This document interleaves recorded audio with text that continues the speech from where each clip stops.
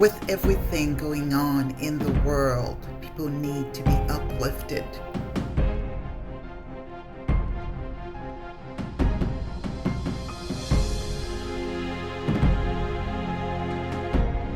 They need something that promotes character, creativity, confidence, and joy.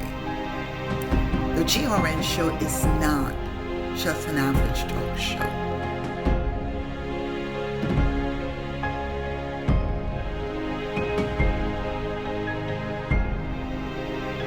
The topics are powerful and will make you think.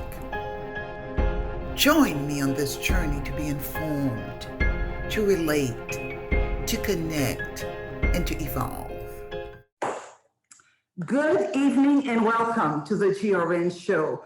February 14th is Valentine's Day, a time when couples around the world are celebrating their love. And aside from romantic love, it's also a time to celebrate friendship, admiration. It is celebrated by the old, by the young. So it's a huge day and it has a tremendous impact on our economy. According to the American Association of Retailers, in 2020, we've spent over $27 billion just to celebrate Valentine's Day. So the topic this evening is really a mindset for money. I believe that love and money is timeless, and it is one of the issues that often couples have to work out. And because of the different backgrounds, obviously they will have some trials and tribulations and as many triumphs as well. So tonight with us, we have Mr. and Mrs. Hughes. I have Tyrell Hughes and Jean Hughes, who have accomplished a tremendous accomplishment last year, just to kind of go over or minimize, I should say, the risk or threat of death as regards to their relationship. So Jean and Tyrell, good evening, and what a pleasure it is for me to have you with us. Thank you so much for having us. It's a pleasure to be here. Looking forward to it, Gitel. Looking forward to it. Awesome. Money is key in any relationships. And you have couple married for 25, 30 years, and it remains an issue. Your story really kind of triggered my interest because as a young couple, you were able to tackle it heads on. But before we go into that, tell me a little bit about how did you meet, how long you've been married. I want to hear the love story part before we get into the money. Sure. So our love story, I'll talk a little bit about our love story, and then he can just talk a little bit more about, how finances kind of, even from the beginning of our relationship, was something that we started talking about pretty early. But we had a mutual friend that introduced us, and we went on a date. This was in 2007. And, the date went well, but nothing really became of it. So we just were friends for like the next 5 years. Wow. And then in 2012, we reconnected. Again, it was supposed to be just as friends. He told me he was in New York City. He was living in Albany at the time. I was living in Harlem at the time. And we were supposed to link up in Harlem and with some friends, which we did. And then the friends ended up leaving and we found ourselves just alone at a restaurant, candlelight dinner. And we were just kind of talking about like our goals and, we wanted to get married in the future. And we really clicked and connected. And so in 2012 was really where our love story began. Awesome. So it was not love at first sight. No.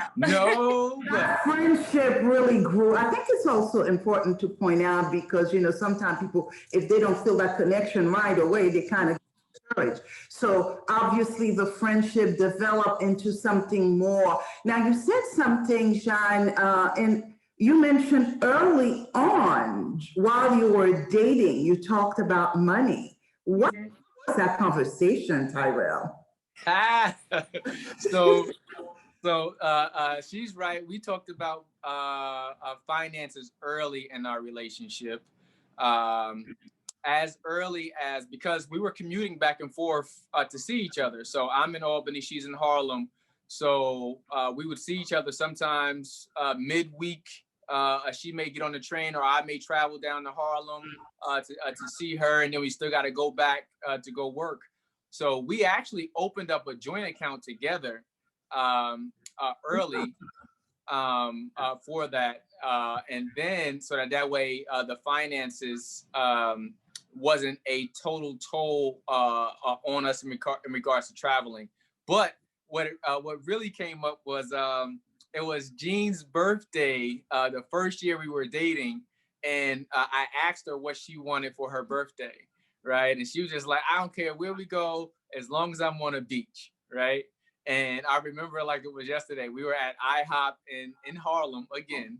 That's where we first met too. But we were at IHOP in Harlem, and I was telling her, and I was just like, at the time, I had made a decision to be serious with Jean in regards to like, well, you know, this is who I want to be with.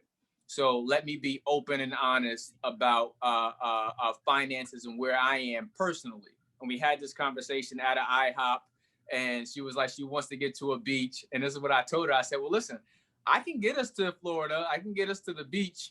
But I was like, if I do it, I might be late paying my rent right now. So I was like, and I don't want to keep making those same types of decisions. So I said, you know, I can afford to pay for this other trip, which I thought was going to be beneficial for her because she had a very stressful job. And I was just like, so which one would you want me to do? So, and she was just like, well, let's go with the one that we can afford. And the reason why I handled it that way too was one, because, you know, a lot of times early in relationships, people will be like, you know, they'll forget the importance of being transparent and honest. Yes.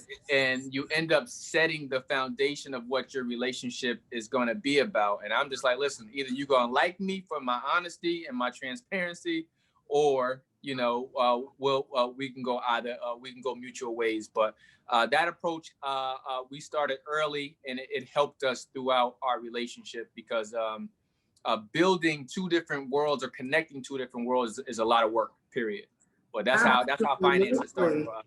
Absolutely, absolutely. So, Jean, I know one of the reasons that we talked about, you know, doing the show was really you guys, you had a lot of student debt. You are an attorney working for the federal government, and you, Tyrell, you also work for the federal government as a technician. So tell us a little bit so obviously you get married, and then, so did you merge your finances together at that point?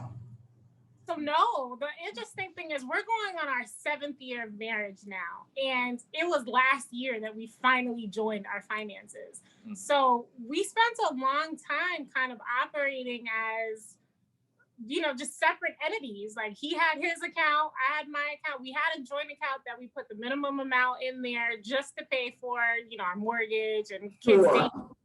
But it wasn't until we actually sat down, we took the Financial Peace University course with our church, and we said, all right, we're going to put our debt together and we're going to tackle it together one at a time. And once we got methodical, we got on the same page, that's when we really started working financially as a married couple, as a unit. Wonderful. So obviously together you were able to make progress in tackling your debt. So how much was that debt between the two of you? 102, 103? Yeah, almost 103,000. It was $102,000 and change. Yeah. Wow. And that, that was, you know, student loans, car notes, retirement loans, credit card debt. Yeah, a bunch of things. That's amazing. So tell me about this journey to financial freedom. What did you learn at the Peace Institute? Yeah, so Financial Peace Institute? Okay. Financial Peace University. So it is it's a course, both administered online and in person through Dave Ramsey. And Dave Ramsey is like a world-renowned financial guru, and he tells people practical things that you can do in order to become everyday millionaires, as he likes to explain it. And he says a lot of times we think that we have to wait for this large windfall of money in order to become millionaires or to have a lot of money, but it really starts with everyday habits. One, budgeting with the money that you have, making good investments, and continuing to pay yourself first. So there was a whole different course that got kicked off that we started through our church, a Kingdom Fellowship here in the DMV area. And we met one of his representatives, Anthony O'Neill. He came out and kicked off Financial Peace for our church. And I'll admit, Jean was on board before me. So she definitely spearheaded this for our household. And she was just like gun-ho with it. It's like, we should do this. I'm ready for it. And me, I was a little bit more reluctant. I was just like, it took me about 2 weeks. Cause I said, let me see. And I was like, it's a lot of change, because they asked you to do drastic things. So it's like really taking your budget and gutting it down to bare minimum for what it is that you need, and taking the rest of it to attack all of your debt. Like, I had this 5-year plan of getting rid of our debt, and this plan here, when you went at it aggressively, we were done in 9 months. So, wow, that is amazing, amazing. You guys, you have 2 young children under the age of 5, and you live in Washington, D.C., an area where everything is very high. The cost of living is high. Tell me, how did you guys, what were some of the strategies you used to pay off $102,000 in less than a year? Sure. So, well, we got part-time jobs, like side hustles, you call them. I was picking up groceries before work and delivering them to people to make some extra money. I also tried to find everything in our house that we didn't need and sell it on eBay. So I sold a lot of things. Ty went and got an Uber job, so he was doing a little bit of driving. This is before the pandemic got too crazy. And then we took some money from investments that we had. Thankfully, we did have some money put aside. And we kind of just used all of that, and then all of the income that we had coming in, we just really focused it on tackling one debt at a time. Great. Do you think this process has, obviously now that you've merged your finances as a couple, that is another huge accomplishment, because you've been married for more than 7 years. So tell us a little bit about, how did it get the 2 of you on the same page? Or if I may ask, were you reluctant to discussing money before that?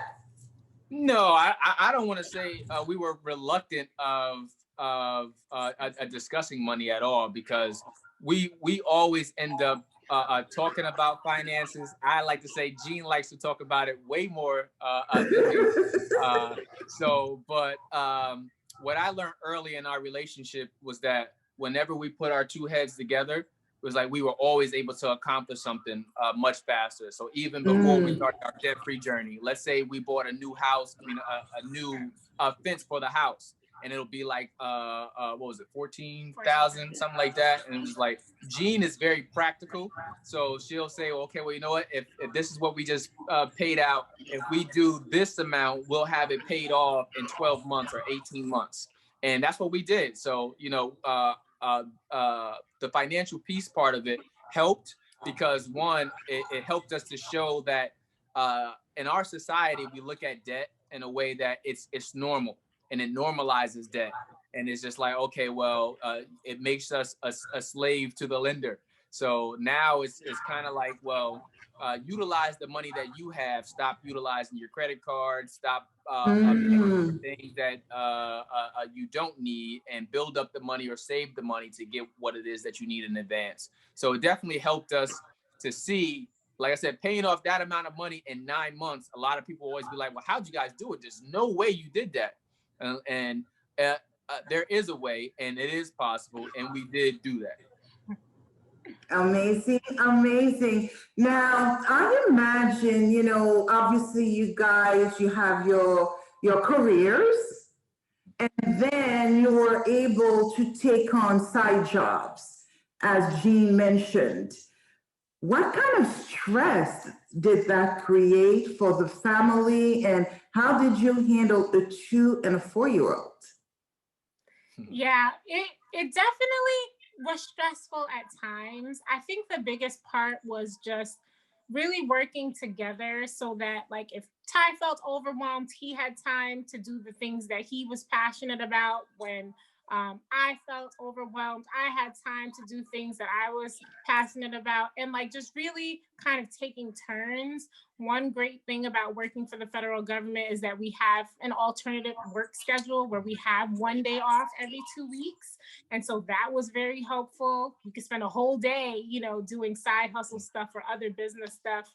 And then we've also been very, very fortunate during the pandemic that our kids are still able to go to daycare a couple of houses down. So being able to send the kids and then have some time to ourselves before work or after work so that we can do the things that, you know, we're interested in doing, that definitely helped. Mm-hmm, mm-hmm. Yeah,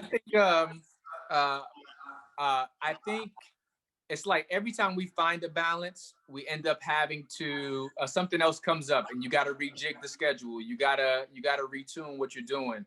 And I think being able to be flexible enough has allowed us to do that, because as a married couple, you also realize that sometimes she's going to be interested in some things that maybe I'm not, or I'm interested in some things that she's not. But we've learned successfully through therapy too, that, you know, how important it is to give each other space and to not condemn each other for wanting to have other outside pursuits. Mm-hmm. And it's been a balance, and it's like I said, it's more beneficial to give us the space to be creative and go after the things that we want, because you end up being more fulfilled.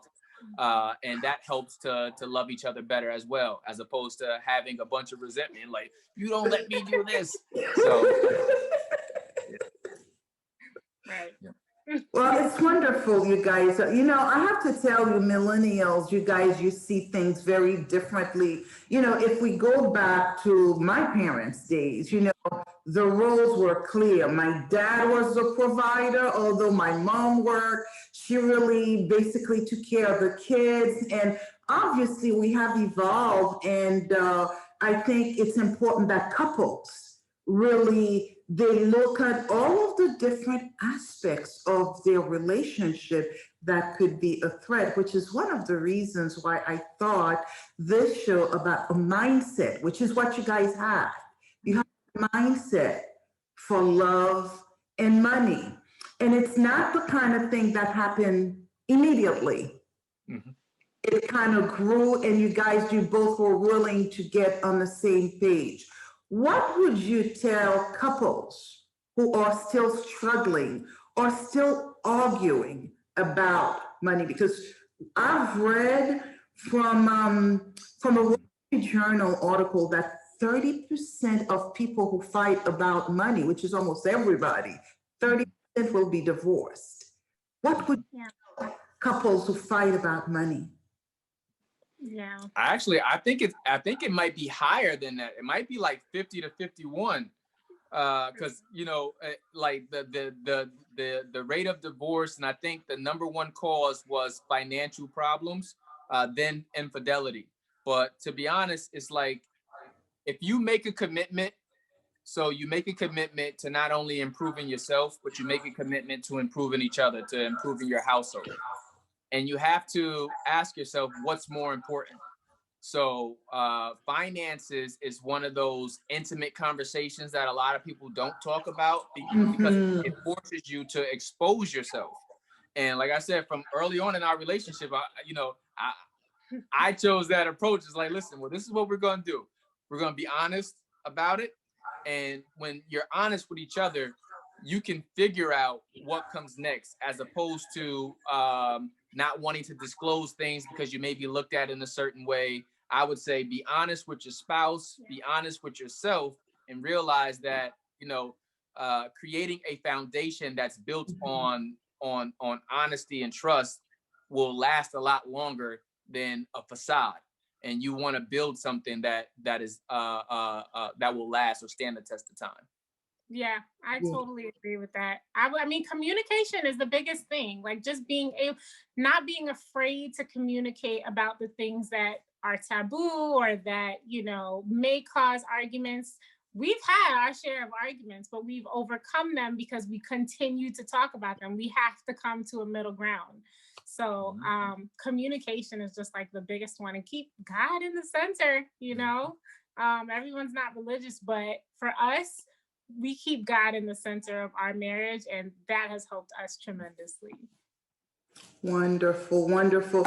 Well, Tyrell and Jean, this was quite enlightening. I want to commend you and congratulate you on this wonderful accomplishment, and I wish you continued success. Down the road, I may have you, and maybe by then you would have paid off your home. So keep up the good work, and really, it's amazing what you've accomplished. You should be very proud of that. And I'm hoping many of the couples who are watching tonight will take something away from that. So again, thank you so much, and have a wonderful evening. And to our viewers, we'll be right back. You can't see it, and usually can't feel it. According to the American Heart Association, more than 79 million Americans have cardiovascular disease. It remains the nation's #1 killer. Cardiovascular disease still kills 40 to 50% of the American public. It is so far more than any other disease process that it is truly a staggering mountain that we have to climb to cure it. But even simple changes can help fight heart disease. The Cardiovascular Institute at Beth Israel Deaconess Medical Center offers these 5 steps. First, know your family history. Even though you can't change your genetic makeup, family history is an important indicator of your risk of heart trouble. Learn not only if your parents, siblings, grandparents, and others had heart problems, but when. If they had it in their older years, in their 70s or 80s, that's very common, and many people have that. But to put yourself at risk for having heart disease at a younger age, it's really having a relative that's had the disease at a younger age. Those with a strong family history of heart disease may need to see a doctor more regularly for tests and checkups. Second, eat a handful of nuts every day. Diet plays a big role in controlling risk factors like blood pressure and cholesterol, and adding a 1/4 cup of unsalted walnuts or almonds could serve a couple of purposes. Nuts are great. They offer some healthy fats, which might increase the good cholesterol. They offer fiber, which is always good for lowering cholesterol, keeping yourself full, to hopefully monitor portions better. And they also incorporate some protein in your diet. Next, skip the elevator. Take the stairs. Not just once in a while, but whenever you can. The American Heart Association recommends 30 minutes of exercise most days of the week, but that time could be split up into 10-minute intervals. Every step adds up. Also, know your goal weight and work out a plan to reach it. Extra pounds put more stress on your heart. Being overweight also increases the risk of high blood pressure, cholesterol, and diabetes. Even a small weight loss, even 5 to 10% of weight, will have an impact on some of the different risk factors associated with heart disease. And finally, see your doctor every year. Blood pressure, for example, can slowly creep up, and catching hypertension early is key. Your doctor can decide which tests you need each year. Keeping on top of it with a regular check with a professional is important. We are back from our break, and Dorothy, good evening. How are you? I'm doing well. Good evening, Gital. How are you? Doing very, very well. I feel quite inspired. I've just had an interview with a couple, millennial, of course, and two young children. They reside in Washington, D.C., and they were just sharing their story in terms of how their love grew. But one of the major accomplishments, aside from their two sons, they were able to pay their student loans and other debts amounting to $102,000 in 9 months. That is awesome. That is amazing, amazing. So it was quite insightful. And I like to see young people really working on growing their relationships and planning and so forth. So it was quite interesting. Tell us, what do you have for us today? And I agree with you there, Gitel. Today's topic is about strong relationships, strong unity in the name of love. Building and having a strong relationship is so important. Whether you are married, dating, or living together, building that trust, communication, and making decisions together is said to solidify the unity more and more. It's said that 54% of couples who discuss finances weekly or often openly develop healthy relationships versus 29% of couples that don't discuss their finances together can be a relationship in crisis. Finances and money consistently rank among the top highest reasons why couples fight, and in many cases end up in divorce or separation. Having constructive conversations about many things is always recommended in constantly working on building that strong foundation. Here are some great tips to help keep that relationship strong or develop the healthy habits in keeping that spark alive. First tip is build trust and communicate. Having that strong communication and trust is that stepping stone to delivering that strong relationship. Then be a team. Build that strong foundation of winning together. Having a strong team means everyone's on the same page and have the same goal. And finally, plan and make decisions together. For example, if you're planning a major purchase, such as a home, a car, or even a dream vacation together, the planning is always important in making future plans successful. So with these tips in mind, your love life will be stronger and stronger than ever.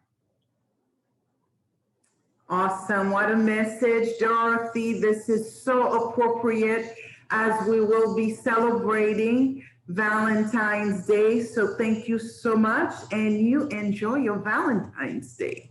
Happy Valentine's, Gitel. Thank you. We will be right back. We're going to take a quick break. Have you ever dreamt of having your own television show? If you have, then I have the perfect solution and television station for you to reach hundreds of thousands of viewers. Aries Vision is a television company and media company that can help you get your show on the air. They have tools to help you decide the right platform, like Roku, which is growing, and they absolutely can help you decide between a half an hour slot or an hour slot and get your show on the air fast.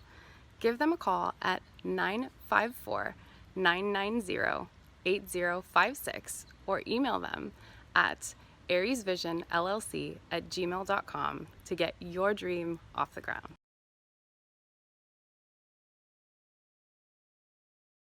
We are back from our break and also have approached the end of our program. Just a few words I'd like to leave you with, and that is, love is very important and money is essential. We all have bills to pay, we all have debts to manage, and our day-to-day life, really, we must be able to handle all matters, not only from the relationship, but also financially. According to My Money Coach, a company that helps couples overcome their barriers in communicating with each other, they've indicated there are 4 reasons why their clients fight over money. Number one, different experiences with money.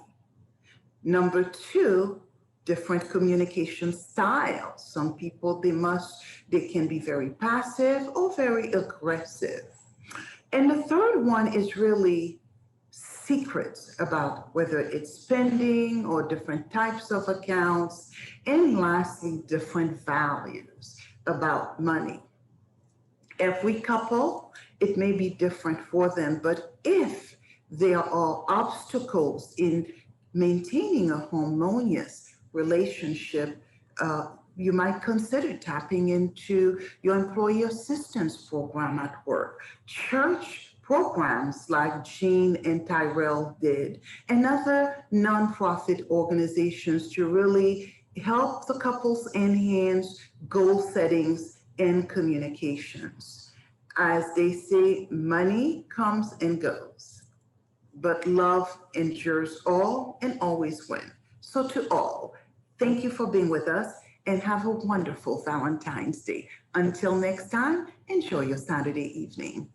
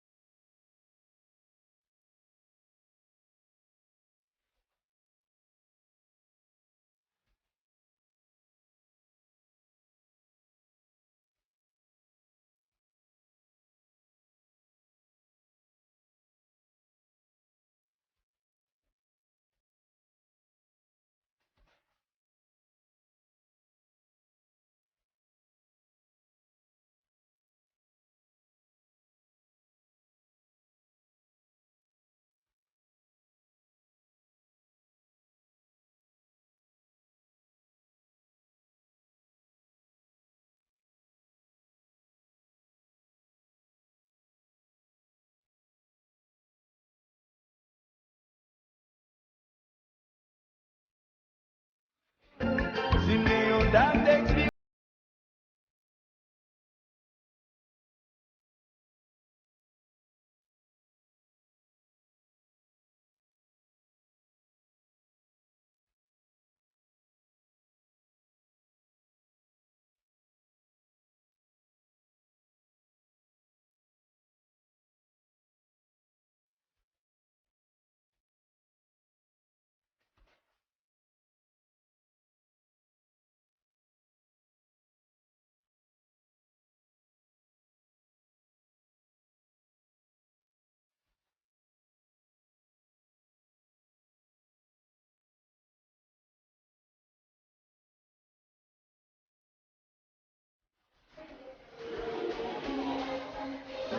Just tell me